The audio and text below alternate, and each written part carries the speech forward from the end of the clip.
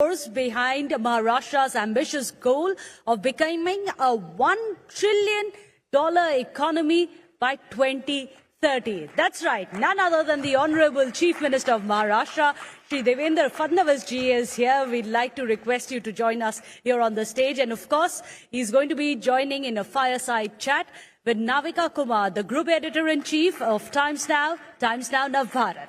Please come on stage. We'll keep the applause going, please. He's returned after a very successful election season, so many congratulations on that. And with that, Navika, I'll hand it over to you.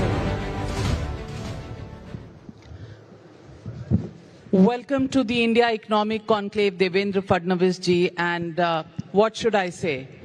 Audiences, can we have a real round of applause for the man of the moment? I'm sure you can do better than that. The numbers that he's got on the board, well, he's done a Virat Kohli. Devendra Fadnavis ji, congratulations, and what a stupendous victory. Thank you so much. आपके comments बहुत viral हो रहे हैं. मैं समुंदर हूँ, लौट के आऊंगा और सबको धो डालूंगा, ये उसमें नहीं लिखा था. अब आपने वो भी कर दिया. 132 out of 145 that you contested, that's a 90% performance. Fadnavis ji, my first question to you is, did you expect this when you were in the war room preparing for elections? देखिए, हम लोगों को ये लगता था कि हम चुनकर आ रहे हैं. चुनाव जैसे आगे बढ़ा तो ये लग रहा था कि अच्छी जीत मिल रही है. उसके थोड़ा आगे बढ़े तो जब ये देखा कि 5% इंक्रीज हुआ है तो ऐसा भी लगा कि लैंडस्लाइड की ओर जा रहे हैं. लेकिन छप्पर फाड़ के मिल रहा है, ऐसा कभी लगा नहीं. ये मैं बिल्कुल एग्री करता हूं कि मैं अगर ये कहूंगा कि मुझे पता था 132 मिलेंगे तो बहुत बड़ी बात हो जाएगी. ऐसा नहीं लग रहा था. हमारे एक्सपेक्टेशन से ज्यादा मिला. तो ये छप्पर फाड़ के लोगों ने जो आपको ये नंबर दिए, इसका कारण क्या है? What are the factors that you attribute this victory to? देखिए, दो चीजें इसमें बहुत महत्वपूर्ण है कि लगातार हम लोगों ने महाराष्ट्र में अच्छा प्रदर्शन किया ही था, लेकिन somehow लोकसभा में हमारा प्रदर्शन ठीक नहीं रहा. तो हम लोगों ने पहले ये लोकसभा का एनालिसिस किया तो हमारे ध्यान में आया कि लोकसभा में हमारे हारने का कारण ये तीन पार्टियां नहीं थी. हमारे हारने का कारण एक चौथी पार्टी थी, और that fourth party was fake narrative, जिसको हम जिस प्रकार से उसका मुकाबला करना चाहिए नहीं कर पाए. तो हमने उसके ऊपर वर्क किया. जो फेक नैरेटिव लोकसभा में तैयार हुआ था उसको हमने समाप्त किया. हमने कोई अच्छी स्कीम्स हमारी लाई. लेकिन मैं ऐसा मानता हूं कि एक पॉजिटिविटी तो हमने तैयार की, पर at the background of Lok Sabha election Modi ji ने जो नारा दिया, एक है तो सेफ है, मैं ऐसा मानता हूं इस नारे ने महाराष्ट्र में जादू किया है. क्योंकि लोगों ने ये महसूस किया कि जिस प्रकार से लोकसभा में एक अलग प्रकार का ट्रेंड तैयार किया गया है जो देश के लिए ठीक नहीं है, इस ट्रेंड को तोड़ना पड़ेगा. ये डिविजिव पॉलिटिक्स को खत्म करना पड़ेगा. और लोगों ने रिस्पॉन्ड किया. एक है तो सेफ है पर लोगों ने प्रचंड मतदान किया, और इसलिए हमको इस प्रकार से ये जीत मिली है. देवेंद्र फडणवीस जी, जीत के बारे में बहुत कुछ कहा गया, बहुत कुछ लिखा गया, लेकिन मैं थोड़ा सा उससे पीछे जाती हूं. जब लोकसभा चुनाव के नतीजे आए थे और जब महाराष्ट्र का परफॉर्मेंस उस तरह से नहीं रहा जिस तरह से एक्सपेक्टेड था, तो कभी जैसे ग्रुप में टीम के साथ जब भी कोई लीडर बैठता है तो थोड़ी बहुत डांट भी पड़ती है कि ये ठीक नहीं हुआ, वो ठीक नहीं हुआ. पहले तो ये बताइए, ऐसी कोई सीटिंग हुई जिसमें आकलन किया गया और कुछ डांट पड़ी कि भाई क्या गलत हुआ? देखिए, आकलन तो हमारे स्तर पर हमने किया. आकलन ऊपर के स्तर पर नहीं हुआ तो हम ही हमको डांट सकते थे, तो हमने अपने आप को डांट लिया. क्योंकि हमारे ध्यान में आया कि शायद महाराष्ट्र में हम लोग ओवर कॉन्फिडेंट थे. तो जब हमको ये ध्यान में आ रहा था कि एक फेक नैरेटिव तैयार हो रहा है, उस फेक नैरेटिव को रोकने के लिए जो व्यवस्थाएं खड़ी करनी थी हमने नहीं की. बिकॉज ये ओवर कॉन्फिडेंस के कारण वी ऑलवेज थॉट कि ये तो होता ही है, इससे क्या फर्क पड़ने वाला, अपने को तो लोग वोट देने ही वाले हैं। तो ये जब वोट खिसका तो हमारे ध्यान में है कि अपनी गलती है, हम लोगों ने जो करना चाहिए तो वो नहीं किया है, हम लोगों ने इसको नहीं रोका है। तो इसीलिए उसके बाद हम 8 दिन तक दुखी रहे और 90 दिन हमने काम शुरू कर दिया। That's a big admission कि गलती हमेशा हमारी sometimes खुद की होती है जब गोल्स अचीव नहीं होते हैं। मैं आपसे ये भी पूछना चाहती हूँ कि नैरेटिव को लड़ना कैसे आपने प्लान किया, क्या स्ट्रैटेजी रही, how did you fight that narrative? देखिए, पहली बात तो ये ध्यान में आया कि जो नैरेटिव तैयार हुआ वो नैरेटिव कोई पार्टी ने तैयार नहीं किया था। देखिए, ये श्रीमान राहुल गांधी ने जो भारत जोड़ो नाम का एक दुकान खोला था, इस दुकान में जो 180 पार्टिसिपेंट्स थे, ये सारे पार्टिसिपेंट को आप अगर डिसाइफर करेंगे तो आपके ध्यान में आएगा these are the anarchist forces. देखिए, एक संगठन होती है, अपना विचार रखती है, एक संगठन होती है जो एनार्की फैलाती है। भारत का संविधान ठीक नहीं, फिर भारत का इलेक्शन कमीशन ठीक नहीं, आरबीआई ठीक नहीं, फिर भारत का कोर्ट ठीक नहीं, फिर भारत का सीएजी ठीक नहीं। ऐसे धीरे धीरे लोगों के मन में एक एनार्की तैयार करना, तो ये सारे एनार्किस्ट फोर्सेस थे। और इन एनार्किस्ट फोर्सेस ने ये नैरेटिव तैयार किया लोगों के मन में कि देखिए, ये भारत का लोकतंत्र समाप्त करने वाले हैं, भारत का आरक्षण समाप्त करने वाले हैं, और ये नैरेटिव चल गया। तो हमारे ध्यान में आया कि इस प्रकार का नैरेटिव तैयार करने का और उसका मुकाबला करने की दोनों की ताकत ये न पार्टियों में है, न कांग्रेस में, न हम में। और इसलिए फिर हमने जो राष्ट्रीय ताकतें थी उन सबको ये एक प्रकार से हमने उनको आह्वान किया कि देखिए, एनार्किस्ट ताकतों के खिलाफ नेशनलिस्ट फोर्सेस को उतरना पड़ेगा और इसका मुकाबला करना पड़ेगा, आपको जवाब देना पड़ेगा। और जो नेशनलिस्ट फोर्सेस कभी चुनाव में नहीं आते हैं, हमने उनको भी ये कहा कि ये चुनाव की बात छोड़ दीजिए, चुनाव हारना जितना बड़ी बात नहीं होती है, लेकिन देश में अगर कोई एनार्की तैयार करने की कोशिश कर रहा है और नेशनलिस्ट फोर्सेस अगर चुप बैठेंगे तो ये देश नहीं रहेगा, इसका संविधान नहीं रहेगा, इसकी डेमोक्रेसी समाप्त हो जाएगी। और सारे के सारे नेशनलिस्ट फोर्सेस उतरे और उन्होंने एक प्रकार से इस नैरेटिव को तहस नहस कर दिया और नेशनलिस्ट नैरेटिव वापस सेंटर स्टेज पर आया, जिसके कारण हम लोग चुनकर आए। राहुल गांधी तो कहते हैं वो मोहब्बत की दुकान चलाते हैं, आपने भारत जोड़ो को ही दुकान कह दिया, आपने ये क्या सोचकर कहा? देखिए, उनकी दुकान उनके संविधान की तरह है। जो लाल रंग का संविधान वो लेकर घूमते हैं, उस संविधान के अंदर पन्ने ही नहीं है, वो तो डायरी है, उसमें कुछ लिखा ही नहीं है। ये तो ध्यान में आ गया, उन्होंने संविधान बचाओ रैली रखी और गलती से संविधान भूल गए और मीडिया के हाथ में आ गया, तो अंदर तो कोरे पन्ने थे, आपने भी दिखाया। तो इसलिए जितना उनका संविधान कोरा है उतनी उनकी मोहब्बत की दुकान भी खाली है, उसमें कुछ नहीं है उनकी मोहब्बत की दुकान में। मैं ऐसा मानता हूं कि अनफॉर्चुनेटली, मैं राहुल गांधी को दोष नहीं देना चाहता, बट एनार्किस्ट फोर्सेस के केंद्र बिंदु आज राहुल गांधी बने।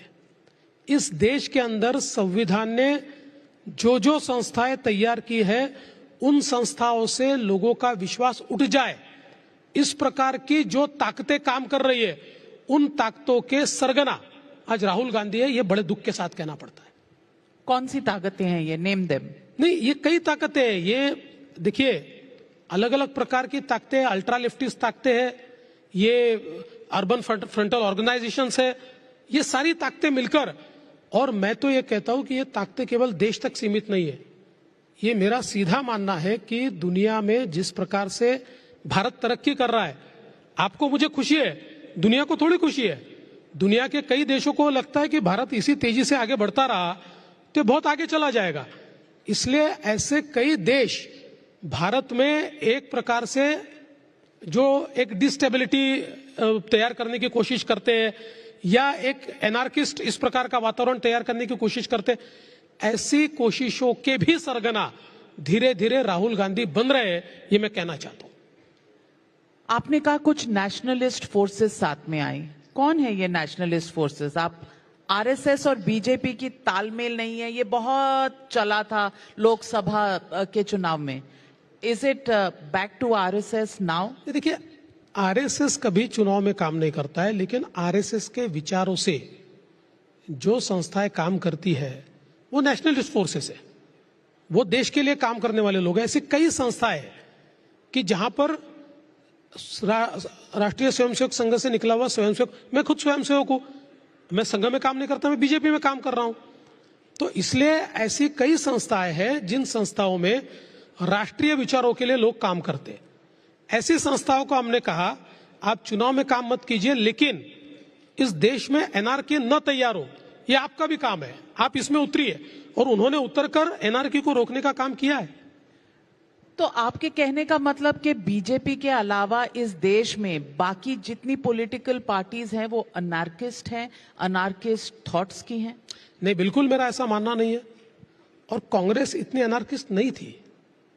ये लगातार की हार ने कांग्रेस में ऐसे फोर्सेस को एंट्री मिल गई जिनके विचार अल्ट्रा लेफ्टिस्ट है. देखिए, मैं नाम नहीं लेना चाहूंगा, लेकिन अगर आप राहुल जी की टीम देखेंगे या उनकी कोर टीम देखेंगे, उनके सोचने की पद्धति देखेंगे, ये अल्ट्रा लेफ्टिस्ट पद्धति है. और ये जो संविधान लेकर चलने की जो बात है, एक लैटिन अमेरिकन देश है, इस देश में इसी प्रकार से एक वहां का लीडर ऑफ अपोजिशन संविधान लेकर चलता था और उसने वहां पर क्रांति लाने की कोशिश की. ये उसका रेप्लिकेशन करने की कोशिश कर रहे हैं. ये भारत में नहीं हो सकता. भारत के नस नस में डेमोक्रेसी है. We are democratic by birth, by blood. इसलिए भारत ये डेमोक्रेटिक था, है और रहेगा. लेकिन ये जिस प्रकार की एनआरकी लाने का प्रयास कर रहे हैं, मुझे ऐसा लगता है कि आज की तारीख में कांग्रेस को ये सोचना होगा कि इतनी पुरानी पार्टी अगर इस प्रकार से एनार्किस्ट बन जाए तो देश के हित में नहीं है. देवेंद्र फडणवीस जी, जो चुनाव के दौरान हमने देखा, रिजल्ट में अगर हम देखें तो कांग्रेस 16 सीटें जीती 101 में से.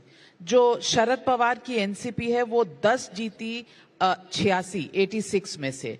उद्धव सेना 20 आउट ऑफ 95. इस तरह के कॉन्टेस्ट, इस तरह के रिजल्ट्स बहुत कम देखने को मिलते हैं. और जिस तरह से एकनाथ शिंदे जी और अजीत पवार जी की पार्टीज ने भी परफॉर्म किया, अपने ओरिजिनल पार्टीज को बिल्कुल ध्वस्त कर दिया. ये आपने एक्सपेक्ट किया था? देखिए, इसको बहुत सिंपल शब्दों में अगर हम बताना चाहे तो अगर आप लोकसभा को देखेंगे तो लोकसभा में शरद पवार जी की पार्टी, उद्धव ठाकरे जी की पार्टी और कांग्रेस, इन्होंने पीक कर लिया. It was there peak. और पीक में भी उनमें और हम में डिफरेंस कितना था? 0.3% का. वो थे 43.9%, हम थे 43.6%. तो सीधे हिसाब है कि जब 5% वोटिंग बढ़ा तो उनका तो बढ़ा नहीं है, क्योंकि उन्होंने तो पीक कर लिया था. उन्होंने तो सब तरीके से डिविजिव पॉलिटिक्स करते हुए, अपीजमेंट की पॉलिटिक्स करते हुए और फेक नैरेटिव करते हुए दे अचीव्ड देयर बेस्ट. तो ये जो बचा हुआ आया, ये तो उसका रिएक्शन था जो हमारे लिए आया था. जब लोगों को लगा कि नहीं, ये तो मोदी जी के साथ गलत हुआ, तो 5% का जो वोट सर्ज है, ये पूरा का पूरा समझ लीजिए, या करीब करीब पूरा, ये हमारे साइड आया. अब महाराष्ट्र जैसे राज्य में 5% अगर वोट बढ़ता है तो ये छप्पर फाड़ के ही देता है, इससे नीचे दे ही नहीं सकता. जहां देखिए 0.3% से उनको 31 जगह मिली और हमको 17 जगह मिली. अब तो 13% का डिफरेंस है हमें, 13%. So I want to ask you, आप कह रहे हैं डिवाइसिव पॉलिटिक्स उन्होंने किया, लेकिन बहुत लोगों का कहना है कि आपने भी कोई कमी नहीं छोड़ी. बटेंगे कटेंगे चला, वोट जिहाद चला, धर्म युद्ध चला, फिर बाद में एक है तो सेफ हैं आया. मैं पूछना चाहती हूं, क्या ये अब आने वाले दौर में पॉलिटिक्स, इलेक्शंस ऐसे ही हुआ करेंगे? देखिए, इसको अगर हम एंटायरिटी में देखेंगे तो हमारे ध्यान में आएगा कि ये सारी चीजें क्यों आई. ये कोई हमने लाई नहीं थी. हमने वोटों का धर्मयुद्ध लाया नहीं था. जिस दिन नोमानी, जो उलेमा बोर्ड के प्रमुख है, उन्होंने 17 मांगों का ज्ञापन ये कांग्रेस को, उद्धव जी को और शरद पवार जी को सौंपा और ये कहा कि ये 17 मांगे आप हमारी मानेंगे तो हम वोट जिहाद करेंगे। अच्छा, 17 मांगे क्या थी? मैं 2 ही मांगे उसमें से बताऊंगा। एक मांग उसमें से ये थी कि 2012 से लेकर 2024 तक महाराष्ट्र में जितने दंगे हुए, उन दंगों में जितने मुस्लिम आरोपी है उन पे से केसेस वापस ले लीजिए। दूसरा उनका मानना था कि आरएसएस के ऊपर प्रतिबंध लगाइए। ऐसी 17 मांगे थी और इन 3 पार्टियों ने उनको राइटिंग में दे दिया कि आपकी मांगे हमको मंजूर है या हम आपकी मांगों पर विचार कर रहे हैं। और उसके बाद नोमानी ने एक वीडियो रिलीज किया जिसके अंदर उन्होंने कहा कि वोट जिहाद कीजिए और उससे आगे बढ़कर उन्होंने कहा कि लोकसभा के समय कुछ हमारे अकलियतियों के माइनॉरिटीज के लोगों ने, अकलियत के लोगों ने बीजेपी को वोट दिया, ऐसे लोगों को ढूंढ ढूंढकर सोशली बायकॉट कीजिए। जब ये बातें आई तो इसका जवाब तो आएगा। अगर वोट जिहाद पर कोई वोट मांगेगा और हम हाथ पर हाथ धरे बैठेंगे तो ऐसा नहीं होगा। इसलिए हमने कहा कि अगर वोट जिहाद की कोई बात करता है तो वोटों का धर्म युद्ध होना चाहिए। और धर्म युद्ध एक पॉजिटिव टर्म है। आपको मालूम है हमारे संस्कृति में धर्म युद्ध का अर्थ होता है जहां सत्य होता है वहां विजय होता है। तो हमने वो बात कही और हमारे प्रधानमंत्री जी ने ये मंत्र दिया कि ये सोसाइटी को डिवाइड करके जीतना चाहते हैं, हम एक है तो सेफ है, और इस मंत्र ने काम किया। लातूर में 103 किसानों को वक्फ बोर्ड से नोटिस आया है और कहा है कि जो जमीन वो 106 साल से उनके और उनके परिवारों के पास थी, अब वो वक्फ की प्रॉपर्टी है। इस पर सरकार क्या करेगी?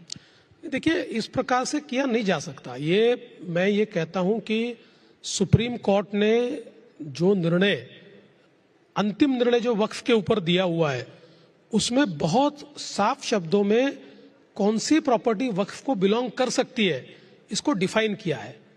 और मुझे लगता है कि जिस समय कांग्रेस की सरकार ने वक्फ का जो बिल तैयार किया, एक प्रकार से ये पूरा बिल ये हमारे मौलिक अधिकारों का हनन करने वाला है। क्योंकि मौलिक अधिकारों में हमारा अधिकार है कि संपत्ति जो हमारी होती है उस संपत्ति को रखने का अधिकार हमारा है। कोई भी उठाकर हमारी संपत्ति अपने नाम से कर दे और हमको कोर्ट में जाने का भी अधिकार नहीं है। इसमें कोई प्रोविजन नहीं है, आपको कोर्ट में जो जाना पड़ता है, रिट में जाना पड़ता है। तो इसलिए इस प्रकार का जो कानून है ये गलत है। मैं ऐसा कहता हूं ये एंटी कॉन्स्टिट्यूशनल कानून है। इसमें कॉन्स्टिट्यूशन को ताक पर रखकर यह कानून तैयार किया गया है और इसलिए बार बार सुप्रीम कोर्ट ने इसके ऊपर निर्णय दिए।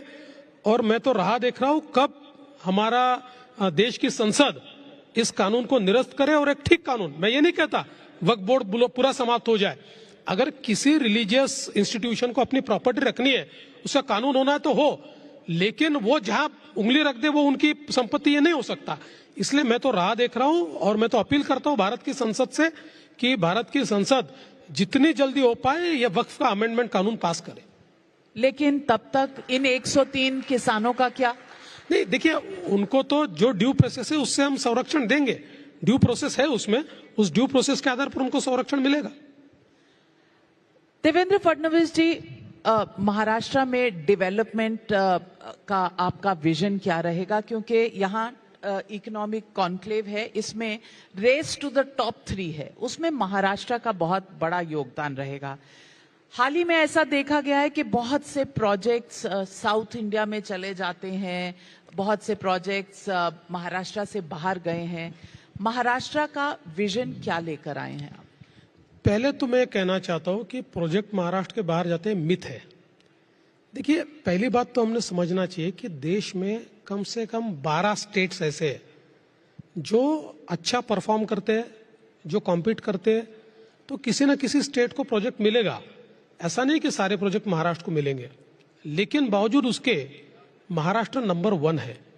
आप देखिए, आज अगर हम लोग एफडीआई की बात करें तो अभी फर्स्ट क्वार्टर जब आया था तो एफडीआई में, देश में जितना एफडीआई आया उसका 52% एफडीआई महाराष्ट्र में आया है। हम लगातार नंबर 1 पर है। 2015 के बाद केवल अगर महाविकास आघाड़ी के 2 साल छोड़ दे तो एफडीआई में हम नंबर 1 है। और अभी तो 6 ही महीने में, 2 क्वार्टर में हम लोगों ने पिछले साल के 90% को अचीव कर लिया है। तो हम लोग एक रिकॉर्ड एफडीआई में इस साल बनाने जा रहे हैं। जहां तक स्टार्टअप की बात अगर आप ले लीजिए, लोग कहते हैं बेंगलुरु स्टार्टअप कैपिटल है, कोई कहता है हैदराबाद स्टार्टअप कैपिटल है, लेकिन देश के रजिस्टर्ड स्टार्टअप्स की संख्या को आप अगर देखें तो सबसे ज्यादा स्टार्टअप भी महाराष्ट्र में है, सबसे ज्यादा यूनिकॉर्न्स भी महाराष्ट्र में है। आज अगर हम लोग एक जो नई इकोनॉमी की बात करें, हम लोग हमेशा ये कहते हैं कि अभी डेटा ड्रिवन इकोनॉमी है और data has surpassed oil in its absolute value. लेकिन आज अगर देश की डेटा सेंटर कैपेसिटी का हम विचार करें, 65% of the data centre capacity of India is in Maharashtra, वो महाराष्ट्र में है। तो किसी भी हालत में महाराष्ट्र ये बहुत आगे बढ़ रहा है, बढ़ने वाला है। और हम we aspire to make Maharashtra $1 trillion economy. और Maharashtra is a first state कि जिसने $500 बिलियन का मार्क पार कर दिया है। बाकी स्टेट्स हमारे से बहुत पीछे है, हम $500 बिलियन के आगे चले गए।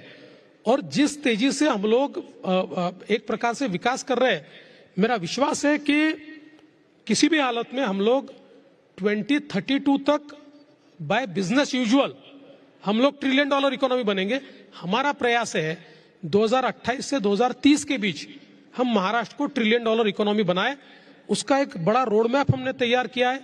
एक हमने इकोनॉमिक एडवाइजरी काउंसिल तैयार की थी, जिसमें हमने 20 टॉप सीईओज को लिया था। टाटा के जो एन चंद्रशेखरन है वो उसके सीईओ, उसके प्रमुख थे। एक रोड मैप हमने तैयार किया है जिसमें कौन से क्षेत्र में निवेश होना चाहिए, कितना निवेश होना चाहिए, इंफ्रास्ट्रक्चर कैसा तैयार किया जाना चाहिए, डिजिटल इकोनॉमी कैसी तैयार करनी चाहिए, इसका सारा रोड मैप तैयार करके हम लोग आगे बढ़ रहे हैं। मेरा विश्वास है महाराष्ट्र कल भी नंबर 1 था, आज भी नंबर 1 है और कल भी नंबर 1 ही होगा। फडणवीस जी, नंबर 1 से आपने करके दिखाया है, तो आजकल आप नंबर 1 कहेंगे तो लोगों को विश्वास होगा। लेकिन लाडकी बहन जैसी स्कीम जो है, प्रधानमंत्री का एक विजन है कि फ्रीबीज नहीं होना चाहिए, लेकिन ये लाडकी बहन स्कीम जैसी स्कीम्स अगर आप लाएंगे तो क्या ये महाराष्ट्र के डेट पर इम्पैक्ट नहीं करेगा, आपके इकोनॉमिक इंफ्रास्ट्रक्चर पर इम्पैक्ट नहीं करेगा? ये एक बड़ी डिबेट है, इस पर आपका क्या पोजीशन है? देखिए, ये निश्चित रूप से एक बहुत बड़ी डिबेट है, लेकिन प्रधानमंत्री जी का एक विजन और है, और वो है विमेन सेंट्रिक इकोनॉमिक पॉलिसीज। और मैं ऐसा मानता हूं कि सोशल सेक्टर में आप जब इन्वेस्ट करते हो और उसमें भी विमेन सेंट्रिक पॉलिसीज पर जब इन्वेस्ट करते हो तो आपका जो सोशल रिटर्न है वो थोड़ा तेजी से आता है। और हम लोगों ने यही प्रयास किया। ये जरूर है कि जिस समय हम सोशल सेक्टर का स्पेंडिंग बढ़ाते हैं तो उसका एक कैपिटल इन्वेस्टमेंट पर उसका एक बोझ आता है, लेकिन महाराष्ट्र में हमने ये प्रयास किया है कि हम लोग कैपिटल इन्वेस्टमेंट के लिए अलग अलग इंस्ट्रूमेंट्स तैयार कर रहे हैं। आपने पिछले समय भी देखा कि जब मैं मुख्यमंत्री था तो 2019 में एक डॉइच बैंक की रिपोर्ट प्रकाशित हुई थी, और उस रिपोर्ट में उन्होंने कहा था कि out of all big ticket infrastructure projects Maharashtra accounts for 49% project, यानी देश के सारे प्रोजेक्ट्स का 49% सारे बड़े प्रोजेक्ट्स महाराष्ट्र में हो रहे थे। उसी पेस को हमने वापस लाया है, हम ला रहे हैं। तो आज मैं ऐसा मानता हूं कि इंफ्रास्ट्रक्चर पे या कैपिटल स्पेंडिंग पे आप इतने दुनिया में आपके पास इंस्ट्रूमेंट्स हैं कि जिसके भरोसे आप उसको कर सकते हैं। और हमारा रेवेन्यू स्पेंडिंग जो है उसको सोशल सेक्टर पर डालने का प्रयास हम कर रहे हैं। ये बात आपकी सही है कि इसका थोड़ा बजट पर प्रेशर आएगा, पर ये मनी वेस्ट नहीं जाता है, क्योंकि जब आप विमेन सेंट्रिक पॉलिसीज पर पैसा खर्च करते हो तो मुझे ऐसा लगता है कि उसके जो सोशल रिटर्न्स है वो ज्यादा तेजी से आते हैं। देवेंद्र फडणवीस जी, आप बहुत डिसिप्लिन्ड सोल्जर हैं अपनी पार्टी के, ये आपने प्रूव किया है। अब आप 3rd टाइम चीफ मिनिस्टर हैं, पर एक दौर आया था जब आपने चीफ मिनिस्टर होने के बावजूद डेप्यूटी चीफ मिनिस्टर का पोजीशन लिया था।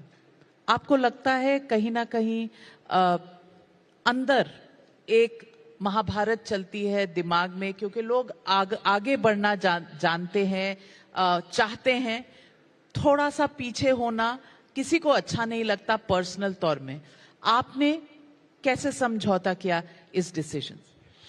नहीं, मुझे ऐसा लगता है कि जिस समय मेरी पार्टी ने मुझे कहा कि हम सबसे बड़ी पार्टी है, ये नई सरकार बन रही है, हमारी पार्टी के नेता आप हो, अगर बड़ी पार्टी का नेता सरकार में नहीं होगा तो सरकार भी ठीक से नहीं चलेगी और पार्टी भी ठीक से नहीं चलेगी।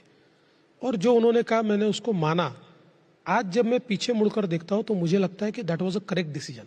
उस समय शायद मेरे मन को एक भाव मेरे मन में था, और वो भाव ये नहीं था कि मैं नीचे क्यों जा रहा हूं। मेरे मन में, क्योंकि मैं चीफ मिनिस्टर बना, मेरी पार्टी ने बना, इसलिए बना, तो मैं बड़ा तो कोई अपने खुद के भरोसे तो बना नहीं, तो इसलिए वो भाव नहीं था। मेरे मन में भाव इतना ही था कि लोग क्या कहेंगे कि ये पद के लिए कितना लालची आदमी है कि कल तक चीफ मिनिस्टर था, आज कूदकर डिप्टी चीफ मिनिस्टर बन गया।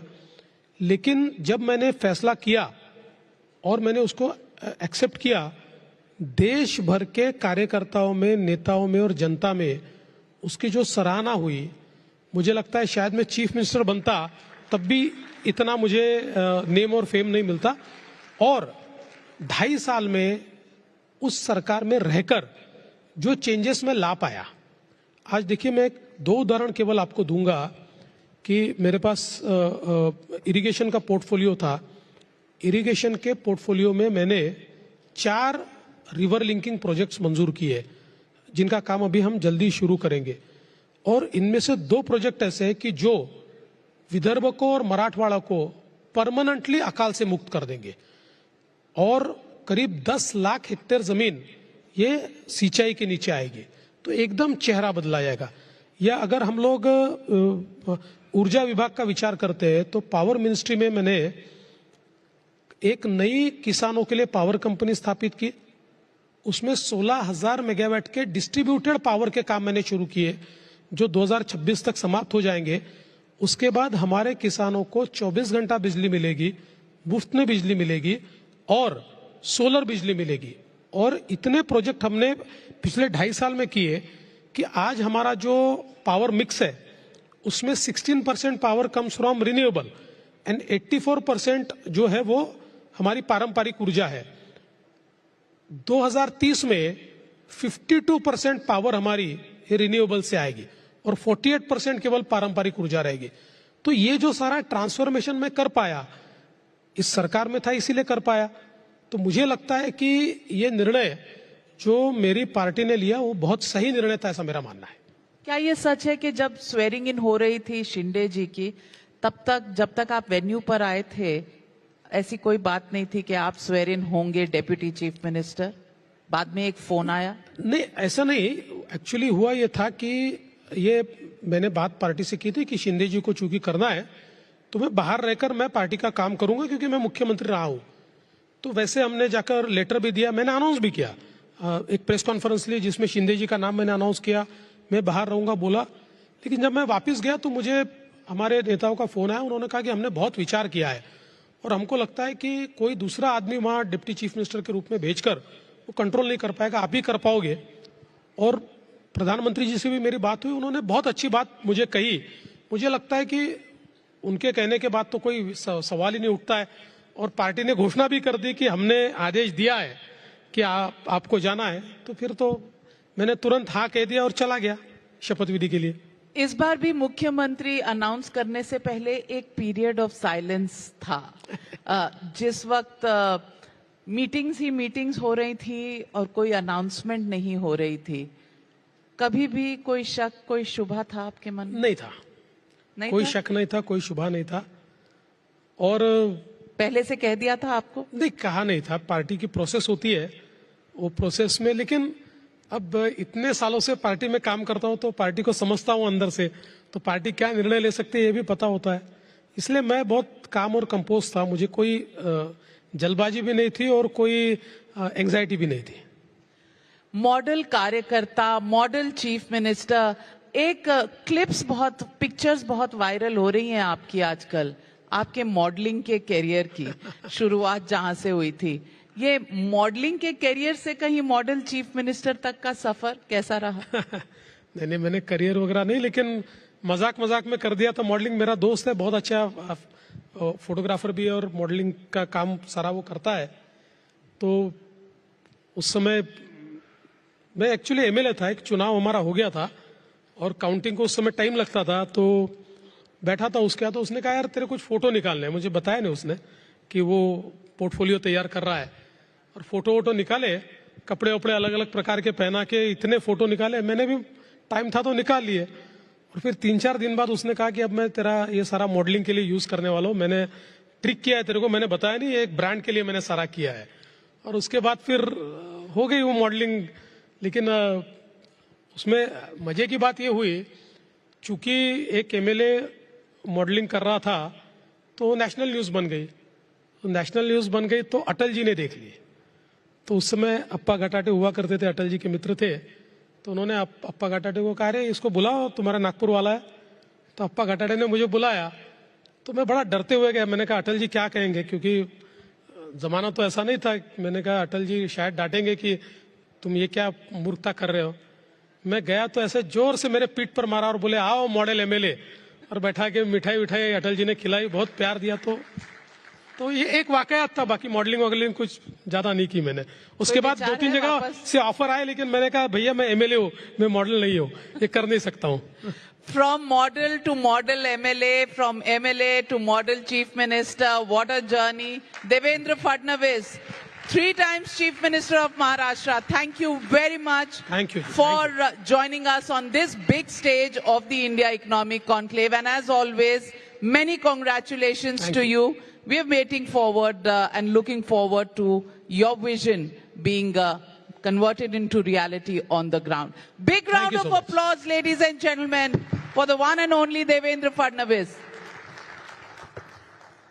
Well, Navika, I'd request you to stay on, and as a token of our appreciation, we'd like to present the Honorable Chief Minister a small token of our gratitude for joining us here at the India Economic Forum. We'd like to present this shawl to you.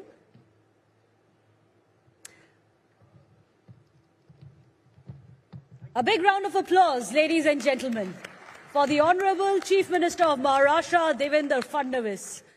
Well, thank you so much. Of course, we request you to present a token of this appreciation, a small thank